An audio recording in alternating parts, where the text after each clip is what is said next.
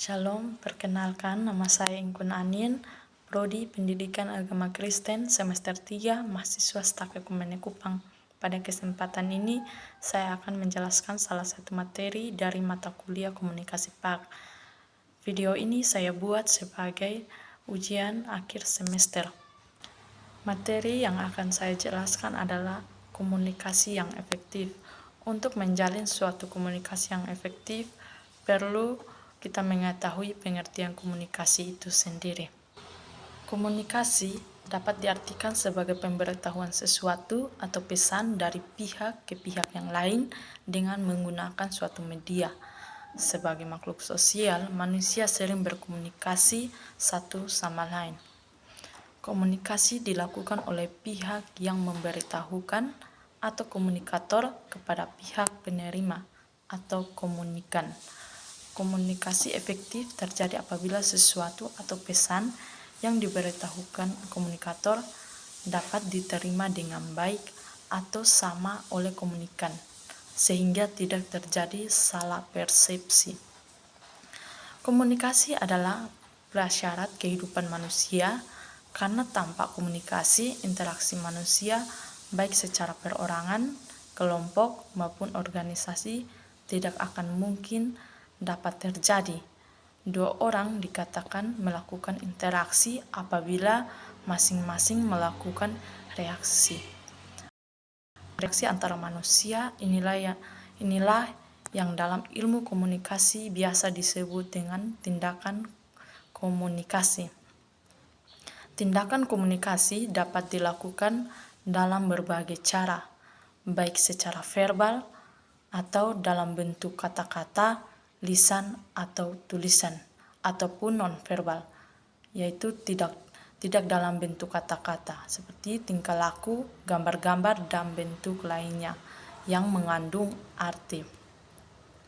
Komunikasi juga dapat dilakukan secara langsung dan tidak langsung. Komunikasi tidak langsung yaitu tindakan komunikasi yang dilakukan tidak secara perorangan, tetapi melalui medium atau alat perantara tertentu, misalnya menyampaikan informasi melalui surat kabar, majalah, radio, dan sebagainya. Komunikasi juga merupakan salah satu fungsi kehidupan manusia. Fungsi komunikasi adalah untuk menyampaikan apa yang ada di dalam pikiran atau perasaan hati manusia kepada pihak yang lain, baik secara langsung ataupun tidak langsung. Komunikasi mempunyai dan banyak kegunaan yang di dalam kehidupan manusia. Proses komunikasi juga meliputi komunikator tulisan, media komunikan, efek perilaku pesan atau bisa berupa lisan maupun untuk dapat berkomunikasi secara efektif. Kita perlu memahami unsur-unsur komunikasi. Antara lain yang pertama adalah komunikator, yaitu pengirim, yang mengirim pesan kepada komunikan dengan menggunakan media tertentu. Unsur yang sangat berpengaruh dalam komunikasi, karena merupakan awal atau sumber terjadinya suatu komunikasi. Yang kedua adalah komunikan, yaitu penerima yang menerima pesan dari komunikator, kemudian memahami, menerjemahkan, dan akhirnya memberi respon. Yang ketiga yaitu media, yaitu saluran yang digunakan untuk menyampaikan pesan sebagai sarana berkomunikasi berupa bahasa verbal maupun non-verbal. Wujudnya berupa ucapan, tulisan, gambar, bahasa tubuh, bahasa mesin, sandi, dan lain sebagainya. Yang keempat adalah pesan. Isi komunikasi juga berupa pesan yang disampaikan oleh komunikator kepada komunikan. Kejelasan pengiriman dan penerimaan suatu pesan yang sangat berpengaruh terhadap kesinambungan komunikasi. Yang kelima adalah tanggapan, yaitu dampak atau efek komunikasi sebagai respon atas penerimaan pesan. Pesan diimplementasikan dalam bentuk umpan balik atau tindakan sesuai dengan pesan yang diterima. Dengan berkomunikasi, kita dapat menjalin saling pengertian dengan orang lain, karena komunikasi memiliki beberapa fungsi yang sangat penting. Di antaranya adalah sebagai berikut. Yang pertama adalah fungsi informasi, yaitu untuk memberitahukan sesuatu atau pesan kepada pihak tertentu dengan maksud agar dapat memahaminya. Yang kedua adalah fungsi ekspresi, yaitu sebagai wujud ungkapan perasaan, pikiran komunikator atas apa yang dipahami terhadap sesuatu hal atau permasalahan. Yang ketiga adalah fungsi kontrol, yaitu menghindari terjadinya sesuatu yang tidak diinginkan dengan memberi pesan berupa perintah, peringatan, penilaian, dan sebagainya. Yang berikutnya adalah fungsi sosial, yaitu untuk keperluan realitatif dan keakraban hubungan di antara komunikator dan komunikan.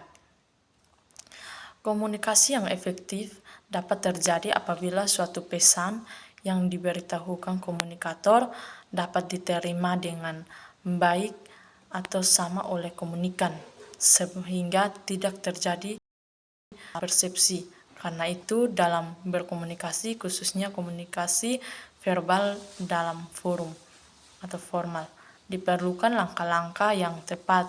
Langkah-langkah tersebut adalah sebagai berikut. Yang pertama adalah memahami maksud dan tujuan dalam berkomunikasi. Yang kedua adalah mengenali komunikan. Yang ketiga adalah berorientasi pada tema komunikasi. Yang keempat, menyampaikan pesan dengan jelas. Yang kelima, menggunakan alat bantu yang sesuai. Yang keenam, menjadi pendengar yang baik. Yang ketujuh, memusatkan perhatian. Yang kedelapan, menghindari terjadinya gangguan. Dan yang kesembilan, membuat suasana menyenangkan. Yang kesepuluh, memanfaatkan bahasa tubuh dengan benar. Jadi, kesimpulan dari komunikasi yang efektif ialah proses yang menyalurkan informasi, ide, penjelasan, perasaan, pertanyaan dari seseorang ke orang lain atau dari kelompok ke kelompok yang lain, atau kelompok yang ditujukan untuk mempengaruhi sikap dan perilaku. Komunikasi akan efektif apabila komunikator melakukan peranannya, sehingga terjadinya suatu proses komunikasi yang baik dan sesuai dengan harapan, di mana gagasan-gagasan atau ide yang dibahas dalam suatu musyawarah atau komunikator dengan komunikan, dan terjadi pemahaman tentang informasi atau segala sesuatu hal pokok dari pembahasan untuk mengarahkan pada kesepakatan dan kesatuan dalam pendapat. Sekian dan terima kasih. Shalom.